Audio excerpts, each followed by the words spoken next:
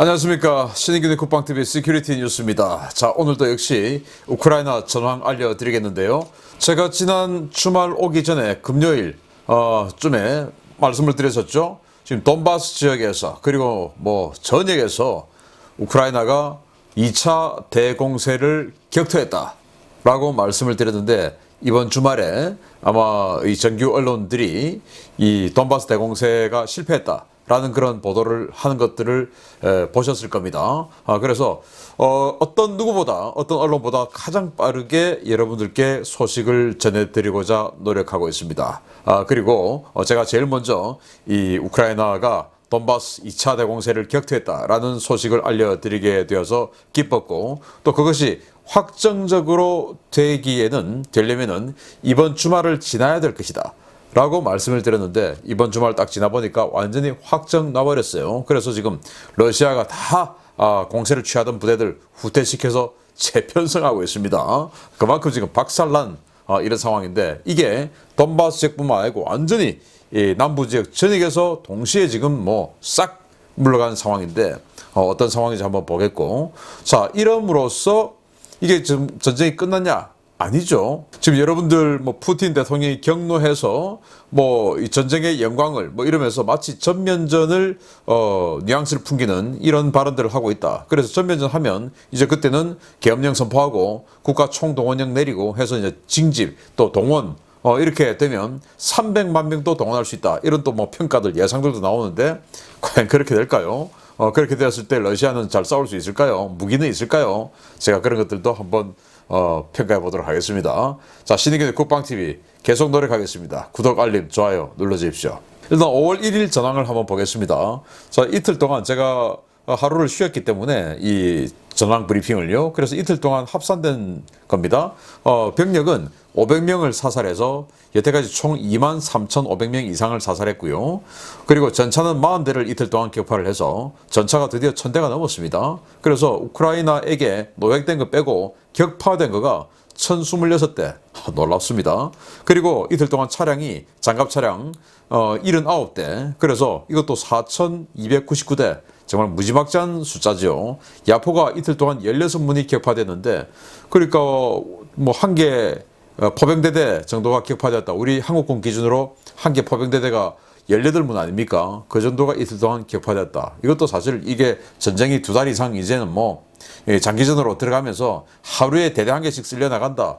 전차도 40대 같으면은 한 개 대대 이상이 지금 쓸려 나간 거죠. 이거 엄청난 겁니다. 그리고 야포가 그렇게 한 개 대대급이 나갔고, 의외로 대공 무기가 이틀 동안 굉장히 많이 격파됐어요. 지금 2달 동안 총 대공 무기가 80기. 대공 무기라고 하면은 S400, S300 같은 중장거리 지대공 미사일 시스템부터 시작해서 야전방공, 판치르나, 부크, 토르 이런 야전방공까지 다 해서, 야전방공이라고 하는 것은 이제 이동식 그 방공 무기들이죠. 지대공 미사일들.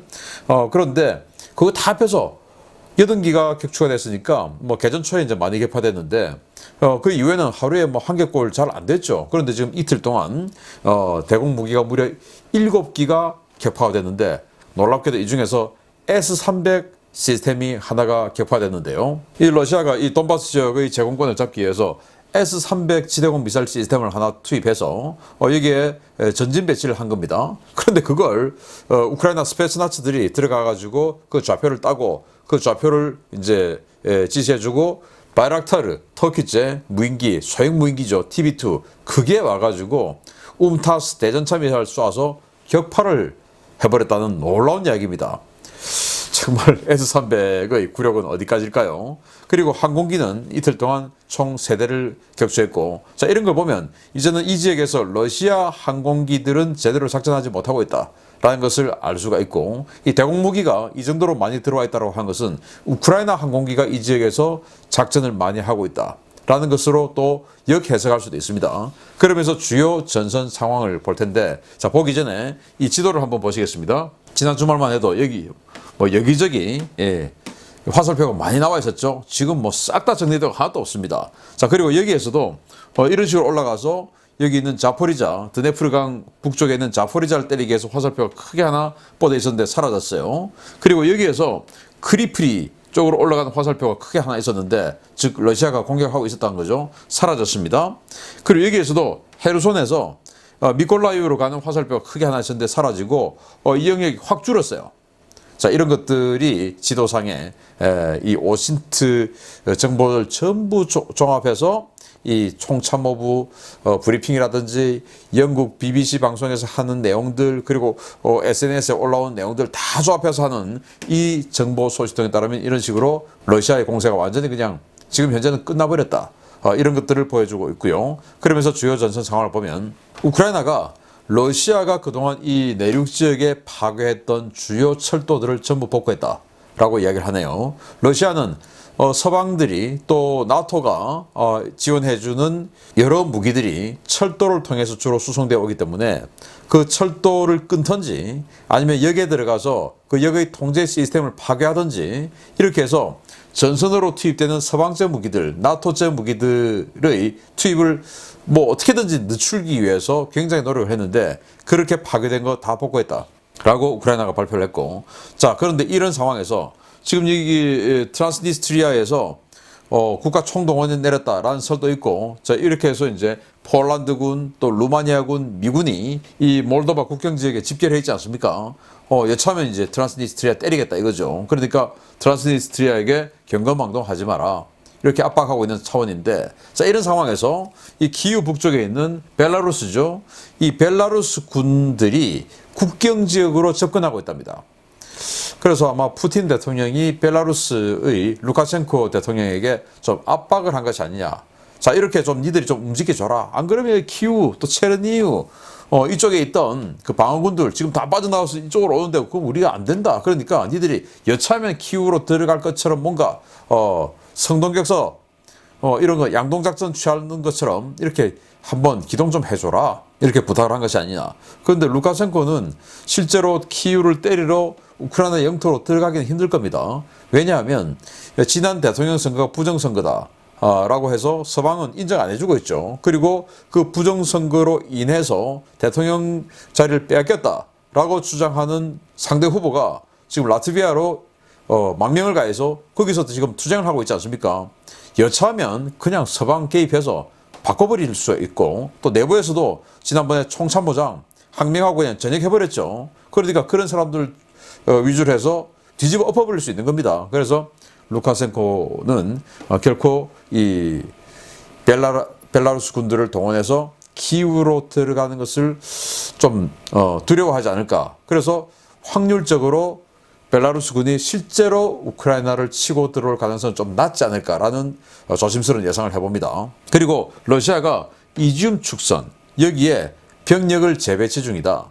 왜냐? 다 깨져가지고 지금 뭐 대대 전술단들이 구멍이 뻥뻥 뚫리니까 이제 원래 한 30%가 손실이 되면 이거 전멸로 판정하지 않습니까? 그래서 전멸된 판정 부대도 있을 것이고 대량 손실 판정 한 20%, 10% 이렇게 해서 그래서 막 그게 이 대대 전술단 100%의 전력을 발휘할 수 없는 상태들 다 끌어모아 가지고 다시 이제 이거 조합 저거 조합해서 재조합해서 재배치하는 작업 중이다. 왜? 많이 깨졌으니까 며칠 동안. 그리고 러시아가 이지움 축선에 방공망을 대폭 강화했다. 방공망을 대폭 강화했기 때문에 그 방공망, 즉 지대공 미사일 시스템들의 숫자가 많으니까 이틀 동안 깨진 방공무기, 대공무기가 무려 7기가 아니냐라고 볼 수 있고, 그러면은 러시아는 왜 이지움 축선에 방공망을, 대공 미사일들을 대폭 지금 증강했을까요? 바로 우크라이나 항공기들이 많이 활약하기 때문에 그런 거 아니겠습니까? 우크라이나 항공기가 없으면 뭐하러 여기다가 갖다 놓겠어요? 그래서 제공권을 지금 우크라이나가 장악하고 있다라는 설들이 많지 않습니까? 그게 사실인 것으로 보인다. 이 부대의 움직임을 봤을 때. 그리고 러시아가 도네츠크 외곽 공세를 강화하고 있다. 한번 때렸는데 이제 실패했죠. 이 지역에서. 그럼 미란카 뺏겨버리고, 그런데도 계속 이제 때리고는 있다. 그리고 러시아가 헤르손주 경계선 굳히기를 시도했다. 그러니까 여기에서 뻗어나가서 크리프리를 때리기 위해서 들어갔던 부대, 뭐 여기 미콜라이오를 헤르손에서 치고 들어갔던 부대, 이런 거가 들어가서 성과가 없고 오히려 이 패퇴를 한 상황이니까 후퇴를 시켜서 이 헤르손 지금 뭐 독립해서 인민공화국 선포하고 준비하고 있지 않습니까? 그래서 이 헤르손만 완전히 굳히기 작전에 들어가자. 이게 방어하자. 그냥 뭐 괜히 들어가서 깨지고 할 바에야 그냥 방어하자라는 이런 쪽으로 들어갔다. 그래서 우크라이나가 이제 좀 적극적으로 공세를 좀 취해줬으면 좋겠다라는 생각을 저는 좀 해요. 그리고 우크라이나가 리만과 슬로반스크 철교를 파괴했다. 자, 이 지역에서 이 러시아군이 워낙 세게 치고 들어오니까 루베즈노에 이런 지역에서 후퇴를 하면서 한 100m 정도 폭의 그 강을 건너서 여기 있는 여러 다리를 끊어버렸지 않습니까? 그 중에서도 이제 결국 철교까지 파괴했다. 그래서 러시아군이 건너오지 못하도록 막는 이런 조치를 취하고 있다.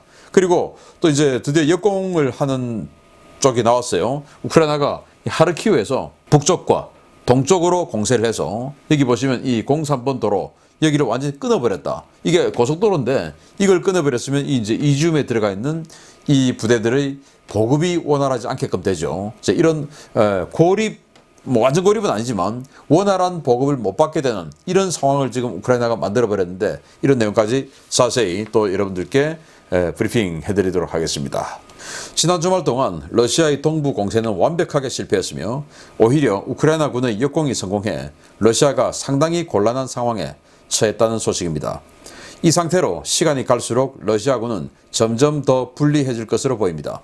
예비대까지 투입해 돈바스 전선, 특히 이지움 축선에 대한 공세를 강화했던 러시아의 조치는 지난 72시간 동안 거의 성과를 내지 못했으며 오히려 하르키우 일대의 우크라이나군 반격을 허용해 상당한 거점을 내줬다고 미국 전쟁연구소가 현지 시각 4월 30일 밝혔습니다. 러시아는 대대적인 포격 지원을 받는 기동부대를 이지움 축선을 따라 슬로반스크와 리만 지역에 집중적으로 투입했는데요. 이 공세에는 제1근위 전차군, 제20연합군, 제35연합군을 주축으로 한 병력이 슬로반스크와 리만 방면으로 제68군단과 제76 공수사단에서 차출된 2개 대대 전술단이 바로벤코보로 공세를 취했지만 모두 실패했습니다. 러시아는 압도적인 포병과 방공 지원을 받으며 리만 동쪽의 작은 정착존인 얀필까지 돌파로를 여는 데는 성공했는데요. 돌파 부대의 선봉에 섰던 한 대대 전술단은 우크라이나군의 집중 포격으로 지휘소가 와해되며 지휘관 알렉세이 시모노프 소령이 전사한 것으로 전해졌습니다. 주요 공세가 좌절된 러시아군과 달리 우크라이나군은 하르키우 북부와 동부 지역에서 효과적인 반격 작전을 펴 베르크냐 로안카, 루스칼로조바, 슬로비츠케, 프레레센 등의 정착존을 탈환하고 러시아 벨고로드에서 우크라이나 이지움으로 향하는 M03 도로의 허리를 자르는 데 성공했습니다. 우크라이나군이 러시아군의 핵심 생명줄을 자르고 각지에서 러시아군을 돈주화시키는 데 성공함에 따라 이제 러시아군은 더 어려운 싸움을 하게 됐는데요. 무리한 전쟁 마감 일정을 맞추려고 준비도 되지 않은 병력을 전선에 밀어넣었던 러시아군. 이제 그 참혹한 대가를 치를 시간이 온 것 같습니다. 자, 제1차 공세가 이 전쟁의 첫 번째 공세가 키우를 함락시키기 위해서 키우 서쪽에서 호스토멜 쪽으로 해서 부차, 이르핀 이런 식으로 들어가는 한 개의 기동. 그리고 체르니우, 이제 키우의 북동쪽이죠. 체르니우를 치고 그리고 이제 브로바리를 해서 키우 동쪽으로 들어가는 축선. 그리고 이제 수미 쪽에서 바로 동쪽으로 치고 들어간 축선. 그리고 그 사이에 또 한 축선. 이렇게 4개 축선으로 키우를 공격했던 게 첫 번째 대공세였습니다. 그건 이제 격파되었고 그들이 거의 도주를 하고 들어가서 하르키우 쪽으로 들어가서 다시 재편성하고 신병 받아들이고 예비군 받아들이고 이렇게 해서 이제 다시 편성해서 쳤습니다. 근데 친 거 실패했죠. 그리고 다시 2차 공세를 지난 주 중에 했는데 그거 사흘 만에 박살났다 라는 겁니다. 정말 근데 그럴 수밖에 없는 게 여러분들 상상해 보십시오. 2월 24일 날 전쟁이 시작되었습니다. 그런데 지금 이제 5월달 들어왔는데 여태까지 러시아군은 남의 나라에 침략하러 들어왔기 때문에 이 아까 지도에 빨간 부분 다 있다 하더라도 여기에 안전한 지대가 어디 있겠습니까? 그러면 러시아군은 지금까지 이 2달 동안 어떻게 살아왔냐? 그냥 노숙한 겁니다. 그런데 이 2달의 기간 동안 굉장히 추운 기간을 지났고 그리고 또 우기를 또 지나고 지금도 비가 오고 있고 이런 상황에서 노숙을 하는 겁니다. 세수를 제대로 할 수 있겠습니까? 씻을 수가 있겠습니까? 이빨을 제대로 닦을 수가 있겠습니까? 그리고 잠을 제대로 잘 수가 있겠습니까? 이런 상황을 2달여를 지낸 겁니다.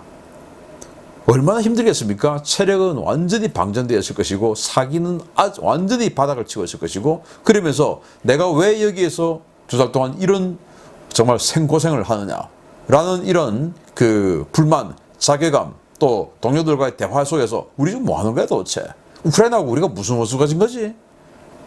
이렇게 또 성찰의 시간도 가져볼 테고, 반면에 우크라이나군은 방어군이기 때문에 참호를 파고, 그 참호라는 게 우리가 생각하는 그 참호는 그냥 교통호입니다. 그 말고 안에 요새처럼 돼서 거기 침대도 있고 다 있어요. 씻을 수도 있고. 그래서 이 마리우폴에 있는 아조프 연대들 보면 수염도 뭐 면도도 하고 깨끗해요. 이런 식으로 2달을 보낸 군대와 완전히 노숙을 하고 이 엄청나게 추운 또 비가 오는 이런 상황에서 2달을 보낸 군대가 싸우면 누가 이기겠습니까? 점점 더 격차는 벌어질 겁니다. 러시아가 이길 수 없는 싸움이죠.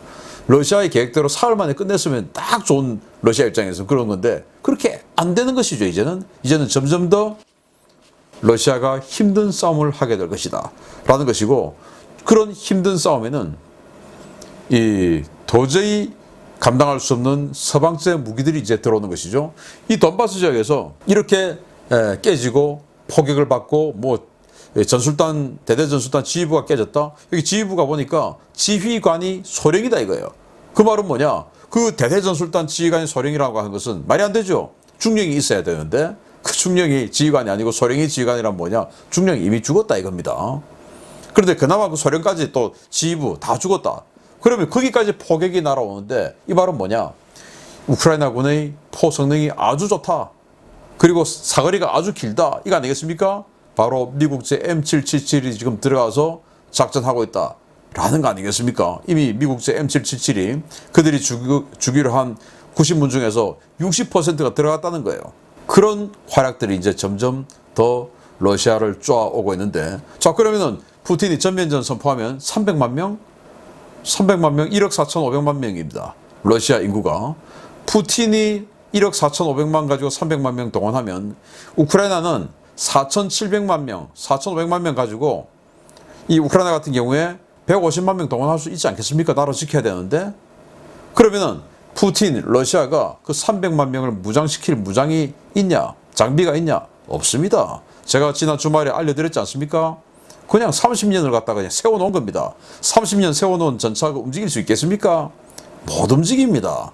그러니까 전면전 선포하면 조금 더 이 전쟁을 지금보다는 조금 나은 방향으로 끌고 갈 희망은 있지만 결국은 우크라이나를 당할 수 없다. 왜? 서방이 무기를 엄청나게 지원하니까, 즉 러시아가 그 인벤토리에 가지고 있던 치장물자라고 하는 거는 그거는 방치물자고, 서방이 지금 주는 건 진짜 그야말로 치장물자를 기름 딱 칠해가지고 준비해놓은 걸 지금 주고 있기 때문에 이 내구력 그리고 이 내공, 이게 여기는 뭐 이미 내공 끝났고 여기는 지금 뭐 계속 생성되고 있는 무한 내공이다 우크라이나는 라는 거 아니겠습니까? 그런 엄청난 상황에서 우크라이나에게 F-16까지 준다 이거예요. 보겠습니다. 시간이 갈수록 불리해지는 러시아와 달리 우크라이나는 시간이 갈수록 강해지고 있습니다. 유럽의 무기 지원 규모가 당초 알려진 것보다 더 빠르고 더 큰 규모로 진행되고 있으며, 미국이 전투기를 지원했다는 미확인 소식도 빠르게 확산되고 있습니다. 폴란드와 덴마크 등 유럽 국가들이 당초 알려진 것보다 많은 양의 무기를 우크라이나에 공급하고 있으며, 이 중 상당수는 이미 우크라이나에 반입되어 부대 편성이 진행 중이라고 복수의 오신트 소식통이 현지 시각 4월 30일 리포트했습니다. 폴란드 오신트 소식통들은 현지 시각 4월 29일의 폴란드 정부 발표 자료를 근거로 기존에 우크라이나에 제공된 100여 대의 T-72M1R 전차 외에 현대화 개수를 거치지 않은 치장물자인 T-72 전차 200대가 추가로 우크라이나에 공여되었으며, 이와 별개로 수십 대의 BMP-1 계열 장갑차도 우크라이나에 전달되었다고 전했습니다. 이와 별개로 미국이 공여를 밝힌 90문의 M777 곡사포와 200여 대의 M113 장갑차는 이미 운용 요원 교육이 거의 마무리되어 이미 우크라이나로 넘어갔거나 이동을 준비 중이며, 이들에 대한 재반 지원은 플로리다 주방위군에서 차출된 교관 요원들이 맡고 있다고 워싱턴 소식통들은 전했습니다.